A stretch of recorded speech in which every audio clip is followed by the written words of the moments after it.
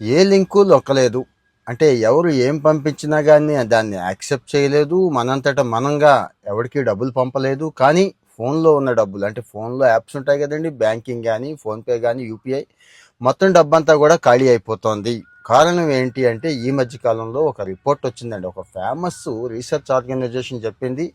Apps అండి, ముఖ్యంగా play స్టోర్లో ఉన్న యాప్స్ ఐఓఎస్ కంటే కూడా ఆండ్రాయిడ్లో ఉన్న యాప్సే ఎక్కువ ప్రమాదం అవుతున్నాయి. ఒక 20 రకాల యాప్స్ అయితే చెప్పేశారండి. ఎక్కువగా గేమింగ్ అండ్ ఎడిటింగ్ అండి. మన కుర్రాళ్ళంతా ఇదే పనిలో ఉంటున్నారు కదా. మరి ఈ గేమింగ్ ఎడిటింగ్ ఒక 20 రకాల యాప్స్ ఉన్నాయి. ఈ 20 రకాల యాప్స్ ఇన్స్టాల్ చేసుకునేటప్పుడు పాస్వర్డ్, రికవరీ పాస్వర్డ్ అడుగుతూ ఉంటుంది. మనకు తెలియక యాపే కదా అని చెప్పి మనం ఇచ్చేస్తున్నాం. ఇక్కడ జరుగుతోంది ఏంటి అంటే వాడు ఫిషింగ్ యూఆర్ఎల్ అంటామండి. ఆ యాప్ ఇన్స్టాల్ చేస్తున్నప్పుడే వాడు ఫిషింగ్ యూఆర్ఎల్ని చొప్పించేస్తాడు అన్నట్టు. అంటే మనం ఎప్పుడైతే దాన్ని ఇన్స్టాల్ చేసుకొని ఆ పాస్వర్డ్, రికవరీ పాస్వర్డ్ ఇచ్చామో ఆటోమేటిక్గా మన ఫోన్ వాడి కంట్రోల్లోకి వెళ్ళిపోతుంది.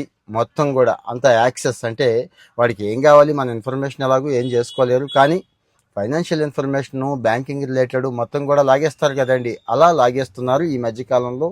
చాలా చాలా సంఘటనలు జరిగినాయి. సరే, ఈ ఉపోద్ఘాతం అంతా ఎందుకు చెప్తున్నాను అంటే ఇక్కడ ఇస్తున్నానండి, ఆ లిస్ట్ ఇస్తున్నాను. ఆ 20 యాప్స్ ఏంటి అనేది ఇస్తున్నాను.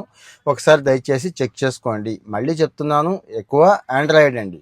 ఎవరైతే గూగుల్ ప్లే స్టోర్ నుంచి ఇన్స్టాల్ చేసుకున్నారో అవి. అంటే ప్లే స్టోర్ చూసుకోలేదా, ప్లే స్టోర్ ఇలాంటివి కూడా అలౌ చేస్తుందా, ఇలాంటి క్వశ్చన్లు అడుగుతారు మన వాళ్ళు కొంతమంది. ప్లే స్టోర్ ఎంత చూసుకున్నా, ఎంత కాపలా కాసినా ఇలాంటివి వస్తూనే ఉంటాయి. తర్వాత మనలాంటి వాళ్ళు ఎవరో కంప్లైంట్ ఇస్తే మళ్ళీ వాళ్ళు తీసుకొని దాన్ని డిలీట్ చేయడం, మళ్ళీ వెంటనే అదే రోజు కొత్త యాప్స్. తెలుసు కదా, ప్లే స్టోర్లో కొన్ని లక్షల కోట్ల యాప్స్ ఉన్నాయి ఇప్పటికి కూడా. ఎంతని వెరిఫై చేయగలరు? ఇంకా ఎవరిది అంటారా? ఇవి మీకు తెలుసు కదా, చైనా నుంచో, ఫిలిప్పీన్స్ నుంచో, ఎక్కడి నుంచో ఆపరేట్ చేస్తూ ఉంటారు. వీళ్ళెవరు దొరికే ప్రసక్తి కూడా ఉండదండి. డబ్బు పోవటం అంటూ జరిగితే ఇక వదిలేసుకోవడమే. పరిస్థితి అలా ఉంది సైబర్ క్రైమ్స్ విషయంలో. సో ముందు జాగ్రత్తగా దయచేసి ఈ యాప్స్ ఒకసారి చెక్ చేసుకోండి. బద్దకించకుండా 1 నిమిషం పాటు చూడండి, చూసి చెక్ చేసుకోండి. చెక్ చేసుకొని వదిలేయకుండా కాస్త విరోధం ఉన్నా సరే మన వాళ్ళకి పంపించండి. అంటే బెస్ట్ ఫ్రెండ్స్కి, ఫ్యామిలీ మెంబర్స్కి ఎలాగో పంపిస్తారు, మిగిలిన ఫ్రెండ్స్కి కూడా కాస్త ఈ లిస్ట్ పంపించండి. ఎందుకంటే పాపం 1,00,000 పోగొట్టుకుంటాడో, 10 లక్షలు పోగొట్టుకుంటాడో తెలియదు కదా.